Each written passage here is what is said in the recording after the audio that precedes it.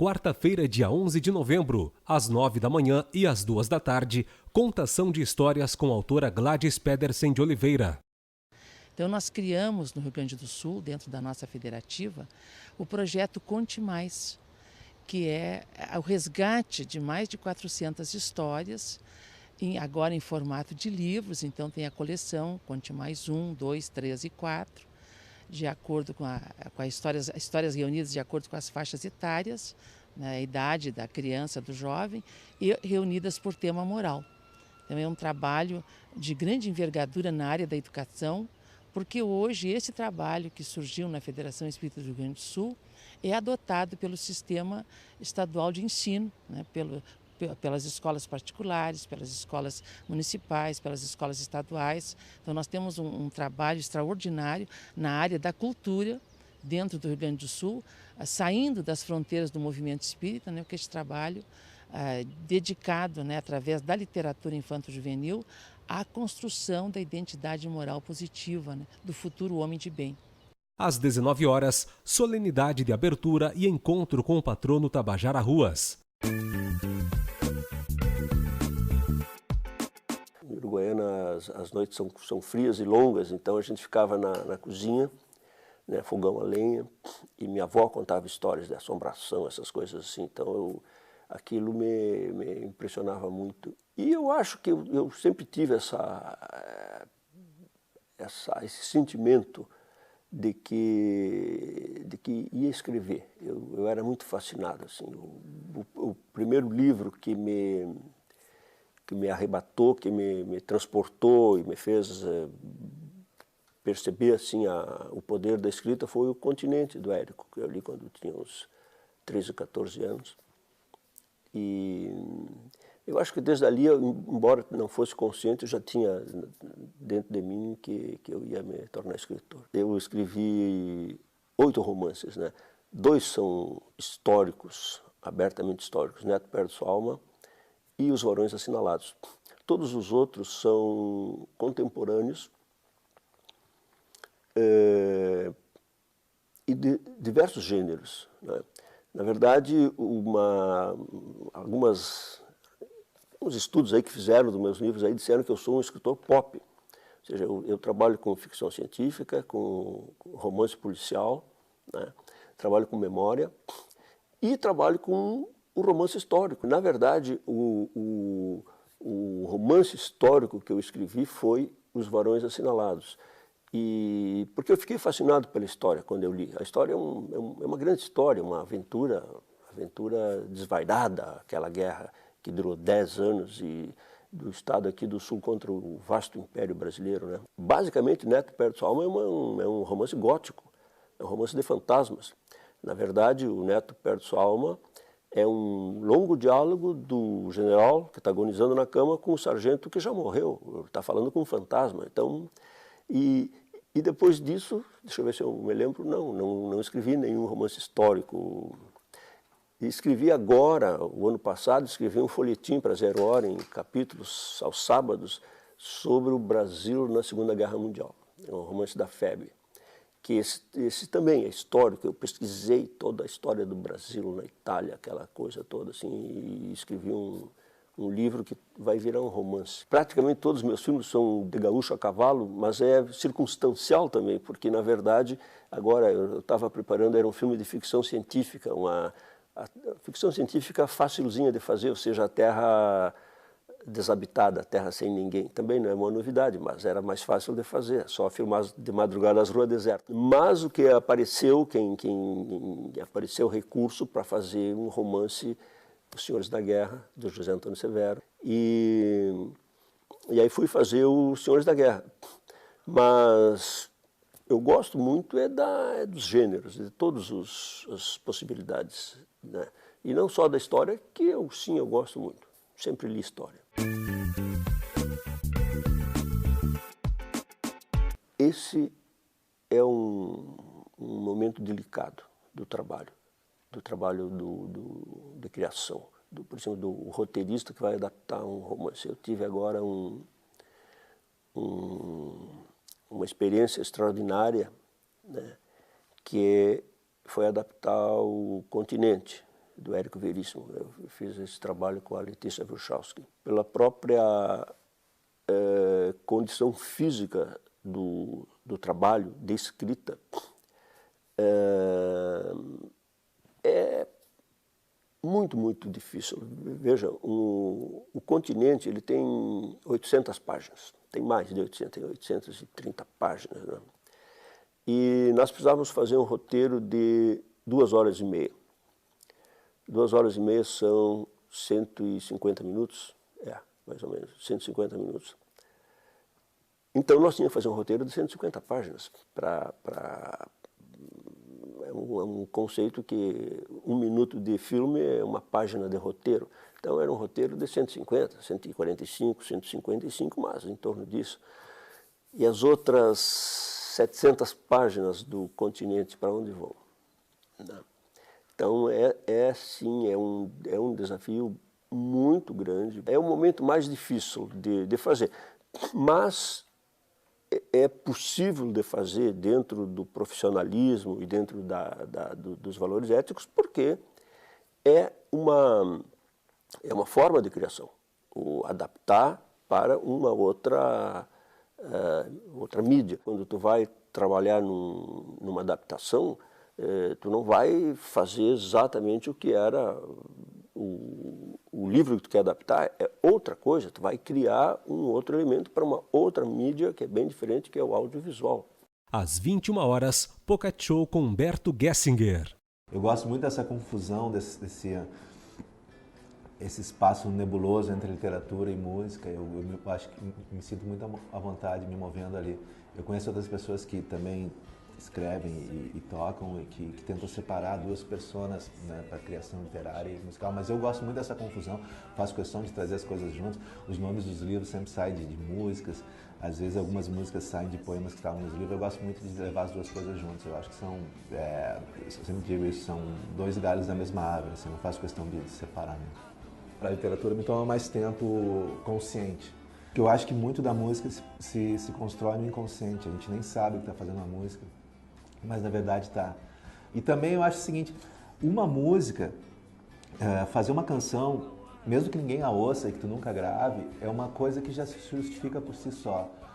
Agora, escrever um texto que não é lido me parece tão triste. Eu acho que um texto que não é lido sofre muito mais do que uma canção que não é ouvida, né? Então eu sou mais racional e demoro mais tempo com a literatura do que com a música.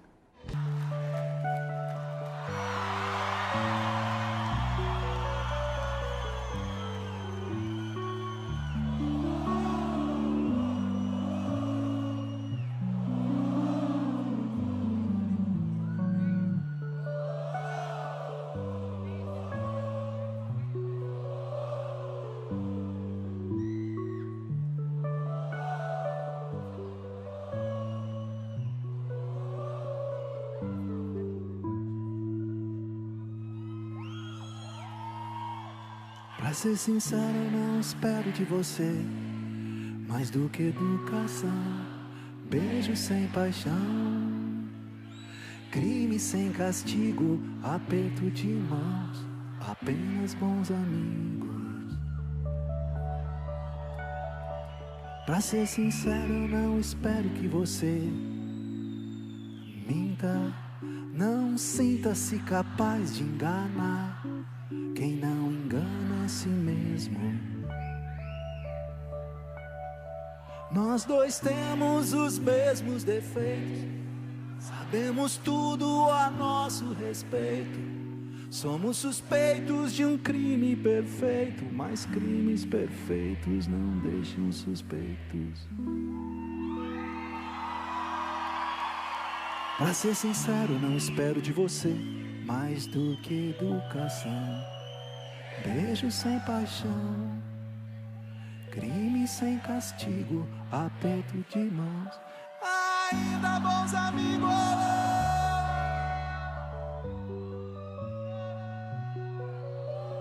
Quinta-feira, dia 12 de novembro, às 9 da manhã, encontro com o patrono Tabajara Ruas. Às 10 da manhã e às 8 da noite, encontro com a autora Thalita Rebouças.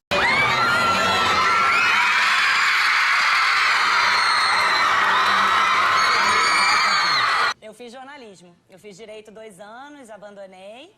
Então não fez direito, fez mal. Não fiz direito, né? fiz mal. Abandonou, e aí? E aí fui fazer jornalismo.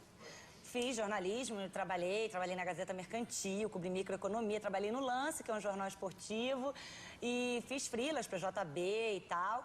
Mas jornalista não pode inventar história. O meu grande barato era inventar história, Jô. E aí eu resolvi um dia... Eu ia ser escritora. Ser escritora. Quando foi seu primeiro livro? Meu primeiro livro foi O Traição Entre Amigas, que foi de uma editora pequenininha que nem existe mais. E eu tinha 25 anos, faz 11 anos. Olha, que beleza. Já vendeu, já era dedicado ao público jovem? Não, na verdade foi assim. A editora encomendou um livro para jovens adultos, né? Gente de 18 a 20 e poucos anos, 25. Quem amou o livro foi a galera de 12, 13, 14, que falava pra mim, cara, obrigada por entender a gente. Obrigada por escrever pra gente. E eu falava, eu não entendo vocês. Você falava isso? Eu falava, mas eu nem escrevi pra vocês. E aí, quando eu via... Aí foi muito bacana, Jô, porque eu falo, não fui eu que escolhi escrever para esse público que me escolheu.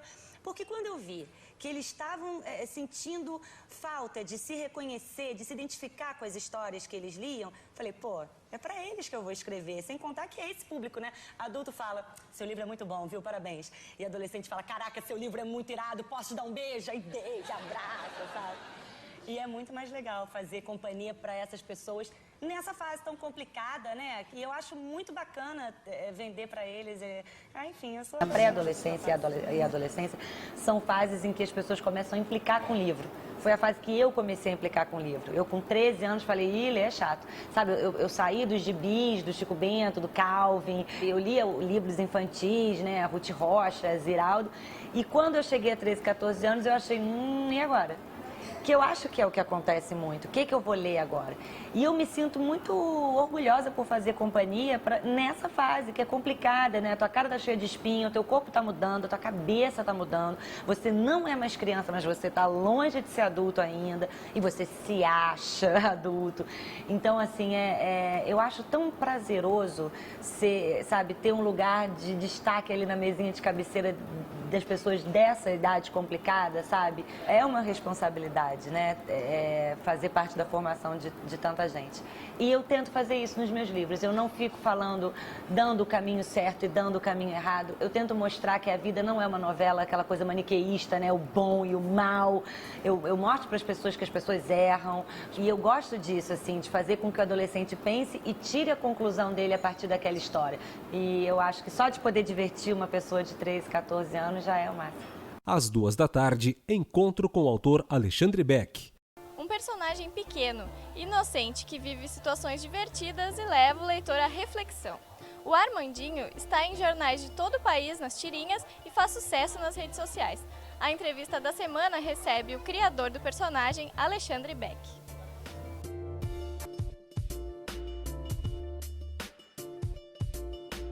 No começo o personagem não tinha nome, como que ele virou o Armandinho? Foi feito um concurso que os leitores participavam sugerindo nomes com uma justificativa. Uma professora de Florianópolis, ela sugeriu o nome Armandinho porque o menino estava sempre armando alguma coisa, né? Sempre aprontando. E eu achei que aquilo ficou casava muito bem com o personagem. A página do Armandinho no Facebook tem 550 mil curtidas, é bastante gente. Como que é essa relação do teu trabalho com a internet e com o público em geral? Muito mais do que um deslumbramento por tanta gente, eu acho que é responsabilidade mesmo, né? Eu acho que a gente tem o dever de se informar, todo veículo de comunicação, e o Armandinho virou quase isso, tem o dever de se informar e levar boas informações para os leitores, né? O exercício de tentar pensar com a clareza de uma criança, porque eu acho que o adulto vai perdendo um pouco dessa clareza, né? A criança tem aquela idade dos porquês e a gente acha uma idade meio chata que tem que responder, mas eu acho uma idade fantástica. Eu acho que o adulto devia crescer sem perder essa capacidade de se questionar, ou questionar o mundo, questionar as coisas que a gente se acostuma. Então, assim, o meu exercício é me colocar no lugar das crianças. Eu tenho 2 filhos, né? Eu tento me espelhar muito neles. Tentar ver o mundo de novo com o brilho nos olhos que eles têm. Né? E o meu exercício é passar isso para as tirinhas. Às 15 horas, Festival Uma Viagem através da Literatura. Performances promovidas por alunos e professores da Escola Municipal de Ensino Fundamental Marcílio José Machado, com mesclas artísticas, musicais, danças e a literatura. 19 horas, Weezer Rock Show. Jovens lagoenses interpretam os grandes sucessos da música internacional. 21 horas, Workshow, a importância da leitura no processo criativo, com Tedi Correia. Tedi Correia é conhecido como a voz do Nenhum de Nós, uma das bandas do Rock Brasil, que surgiu no final dos anos 80 com o hit Camila Camila e continua nativa desde então, há quase 3 décadas. O lado talvez menos conhecido do gaúcho é sua paixão pela literatura, que já rendeu aí vários blogs e 3 livros, o mais recente deles lançado ontem na cidade. O Agenda convidou o Tedi para uma visita à livraria, onde conversou com ele sobre a poesia de Noite Ilustrada. Às vezes peço a ele que vai embora, que vai embora.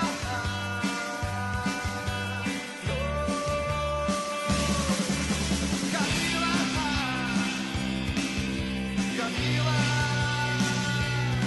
Para mim, o espaço da noite, da madrugada, eu sempre procurei ocupar ele de maneira produtiva, criativa e tal, né? E quando eu fui escrever o livro, que eu pensei, eu quero fazer um livro de poemas que sejam temáticos, que é uma coisa muito difícil de escrever um livro de poemas onde todos eles têm uma espinha dorsal, assim, né? E a noite, principalmente a insônia, que foi que mais me motivou. Então, eu não converso comigo mesmo apenas. Eu encontro personagens na hora de escrever e o Tedi dialoga com eles, entendeu? Então é a mãe que tem que esperar o filho de madrugada chegar da rua, preocupada com os perigos que a vida urbana pode oferecer. Às vezes é uma brincadeira com alguém que não consegue dormir porque fica obcecado com a imagem e a música dos Beatles, e aí fica viajando de um Beatle para outro. Ele se foi, nem bem o sol nasceu, deixando vazia. E tanto que eu costumo também dizer que não é um livro de poemas, é um livro de histórias onde eu uso a linguagem poética, entendeu? Pequenas histórias, pequenos contos, pequenas passagens, assim, onde a linguagem poética, que eu uso de uma maneira bem coloquial, assim, é que se presta para contar, né? Se você me ligar, provável que eu não atenda. Posso estar dormindo, me divertindo entre travesseiros e os mais lindos sonhos que, quando acordar, não vou lembrar. É sempre assim. Dizem, quem não lembra dos seus sonhos não é feliz. Esse é o seu 3º livro e me parece que é inevitável perceber uma relação, ou seja, da sua prosa ou da sua poesia com a canção. Você concorda? Para mim, todos nascem como poema. Todos têm um processo que é o processo do poema, da construção do verso, de uma história através do verso, através da linguagem poética. Só que depois eles têm vida própria, né?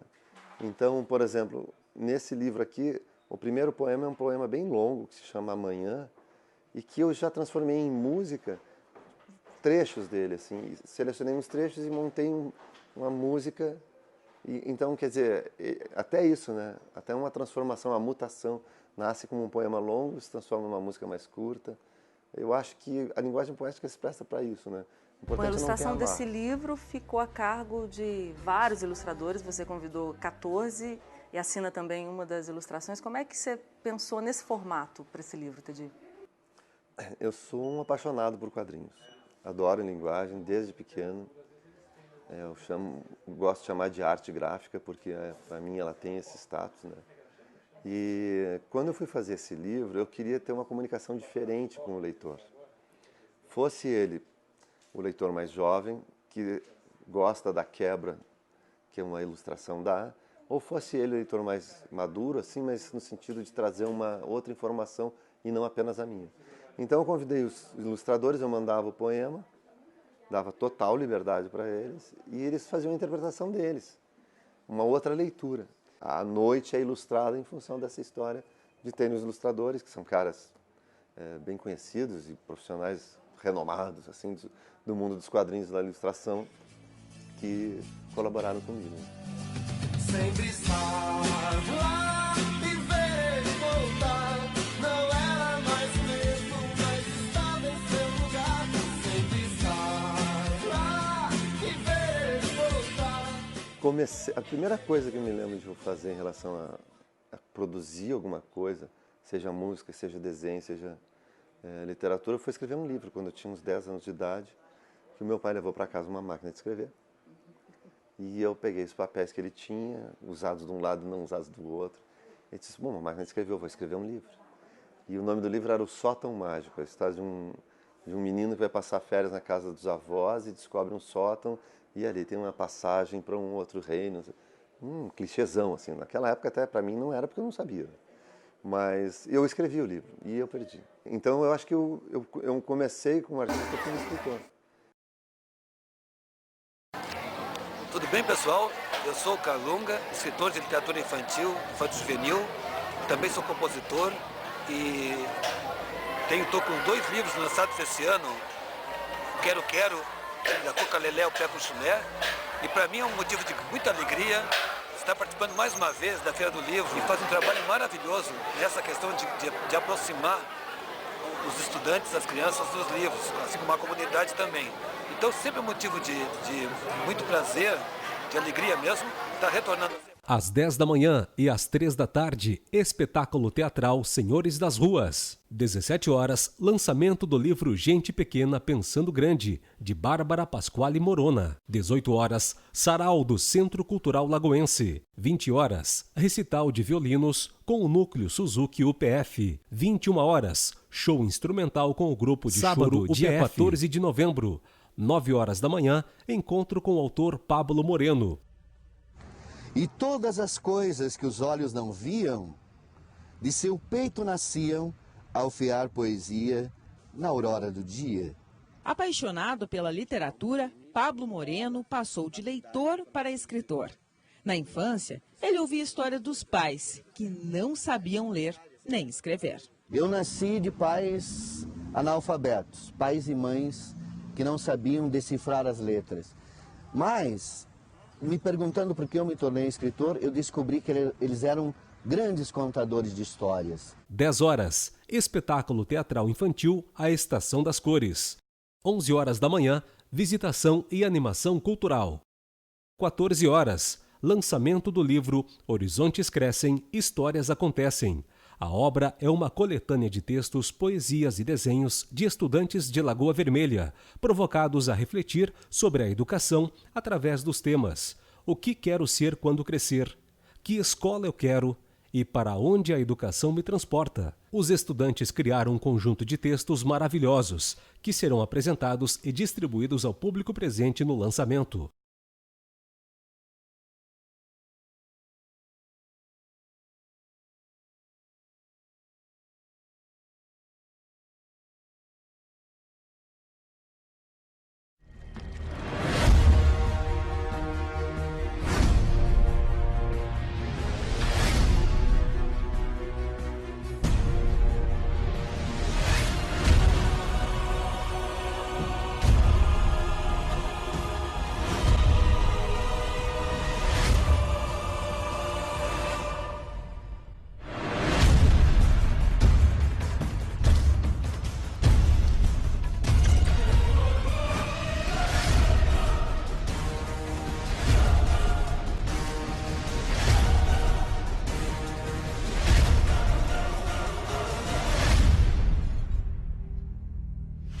19 horas, Big Band Comunitária UPF. O repertório do grupo que a gente vai mostrar agora é bem variado. Vai do jazz ao samba, sempre com músicas bem conhecidas. A Big Banda Comunitária UPF é formada praticamente por músicos profissionais de várias cidades da região. Seja com samba ou com funk music, a Big Banda Comunitária UPF é um projeto que valoriza a música orquestrada no formato das grandes bandas americanas. Formada na maioria por músicos profissionais, a banda tem muitos instrumentos de sopro: trompetes, saxofone barítono alto, trombone de vara, além de teclado, baixo, guitarra, bateria e percussão. 20 horas, bate-papo com escritores lagoenses. 21 horas, show com as bandas Identidade e Lodovicos.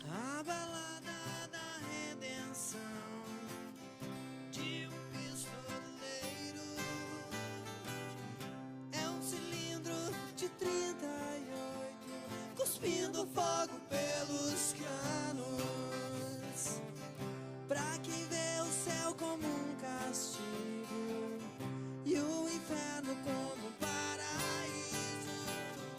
É difícil pedir perdão sem machucar seu coração.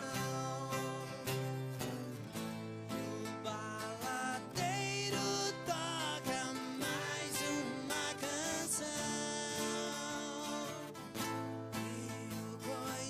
De ruiva para brigar no ar.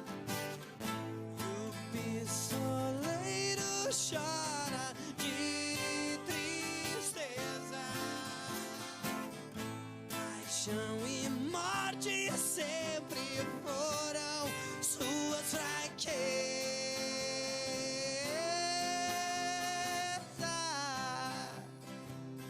Exposição de pintura de Maria Lucina Busato Bueno e exposição de fotografias do segundo concurso Meu Olhar sobre Lagoa Vermelha. Espaço Escola, com a exibição de trabalhos e projetos realizados nas escolas. Espaço Criança, voltado à leitura, contação de histórias e oficinas. Livro Vivo, intervenções e performances de estudantes a partir de leitura das obras dos autores presentes na Feira do Livro. Animação cultural, Vanessa Leite.